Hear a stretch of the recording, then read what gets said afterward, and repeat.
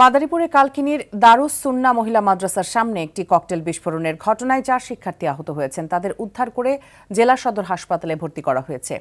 স্থানীয়রা জানান, সকালে পৌর এলাকার গোপালপুরে অবস্থিত মাদ্রাসার সামনে থাকা বৈঠকখানায় বিস্ফোরিত হয় ককটেলটি।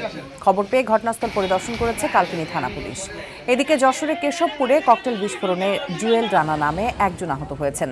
বেলা 11টার দিকে পৌরসভার মদকুল নাথপাড়া মোড় এলাকায় এই ঘটনা ঘটে।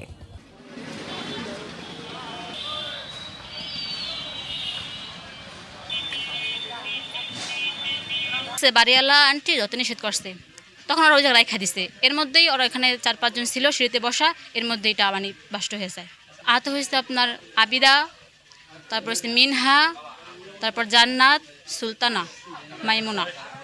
আজকে সকাল 10:30টার দিকে আমাদের এখানে মোসাম্মদ জান্নাত আক্তার নামে একজন মাদ্রাসা শিক্ষার্থী এসে চিকিৎসা নেন। তিনি বোম্ব এক্সপ্লোশনের রোগী ছিলেন এবং বিস্ফোরণে তার কিছু পরিমাণ ক্ষয়ক্ষতি হয়, কিন্তু স্টেবল থাকার কারণে আমরা রোগীকে চিকিৎসা দিয়ে বাসায় পাঠিয়ে দিই।